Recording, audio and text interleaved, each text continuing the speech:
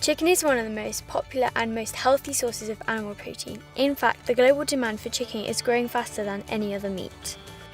Here in the UK, around half the meat we eat is chicken. We eat around 2.5 million chickens a day, so our farmers need to keep up with demand for both free-range and indoor-reared chickens. Free-range chickens spend half of their lives outdoors. But it costs a lot more to rear them in this way. So just how does a supermarket like Morrison's meet their customers' demand for good quality, high welfare, affordable chicken? And how are farmers and new technologies on indoor reared chicken farms helping them reduce the impact on the environment and climate? We're about to find out. Let's start at the very beginning. Eggs, and a lot of them. Here on the breeding farm, the chickens are busy laying up to 1 egg a day. The males mate naturally with the females to fertilise the egg.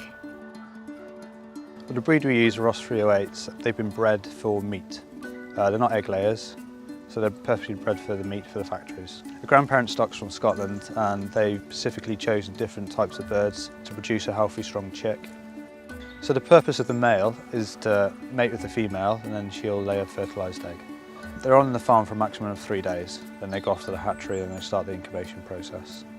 The hatchery does the same job as the mother hen would, by sitting on her egg until it hatches, but it does so on a massive scale. This hatchery receives a weekly delivery of over 2 million eggs from local farms. Let's find out from someone who has worked here for over 20 years. Well, the first thing in the process is the eggs arrive into the egg loading bay, and the first job we have to do is disinfect the eggs.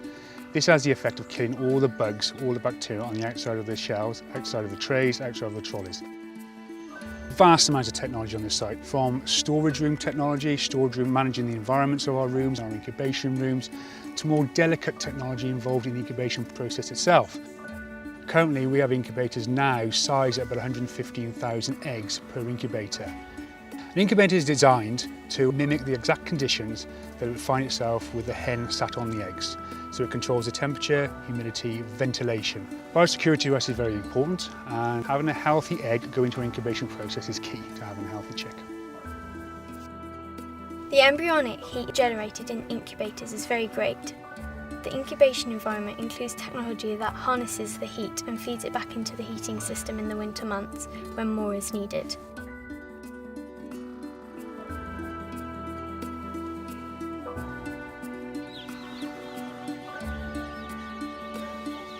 The idea of the incubator, we do not want them to hatch in the incubator.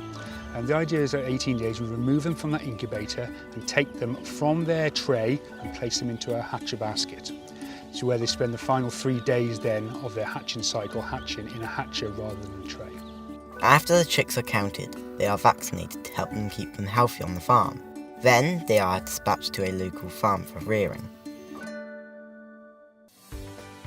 We follow the chicks to his farm to meet farmers Rachel and Matt so we can find out what happens next. Biosecurity is as important on the farm as it is at the hatchery, and the welfare of the birds is a priority. It's very important that we look after chicks and chickens because, like any other farm animal, they have needs. Chickens come in at day old. We need to make sure they have the right food and that they have the right temperatures so that they're healthy and happy.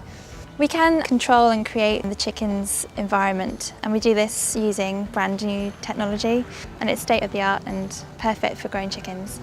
Morrison's will only take chickens from farms that have windows in the sheds which provide natural light for the birds. They also must have pecking objects and perches so that they can display natural behaviour, and it keeps them alert and active as well. Creating the right conditions all takes energy. If the energy is generated from fossil fuels, it would add to climate change. Indoor farms like this one are finding more sustainable solutions. When it comes to the amount by which the farm contributes to climate change or its carbon footprint, this chicken farm's footprint will soon be zero. We've built a 500 kilowatt anaerobic digesting plant, which basically will generate electric to heat the 4 poultry sheds, and generate electric to run the poultry site, the dairy site, and have some leftover to sell to the national grid. The process is we take the poultry manure from the 4 sheds, the manure from the cattle and specially grown crops. It all goes into this digester. That will then generate methane gas. We will burn that gas through an engine which will drive a turbine and generate the electric. The heat from that engine will heat the water that we will use on the underfloor heating system in the poultry sheds, and the plan is next year to be carbon neutral on the farm. Other sustainable solutions, such as solar panels and biomass boilers, are being used more and more. Biomass systems burn wood chips. New trees planted to replace those used will absorb the carbon released, making this another carbon neutral way to heat the chicken sheds. So, chicken farming can be much kinder to the environment than any other types of meat production. Chicken is becoming more and more popular in many countries. Supermarkets need to find ways of meeting the demand more sustainably while offering quality, value and choice to their customers. We can enjoy chicken as part of a healthy diet and reduce how our choices can affect the environment. Both the welfare of poultry and the environmental impact of farming methods need to be considered as the world learns to cope with the high demand for chicken. Today, we've seen some of the ways Morrison farmers in the UK are rearing the chickens in safe and more sustainable ways. There's been lots of food for thought.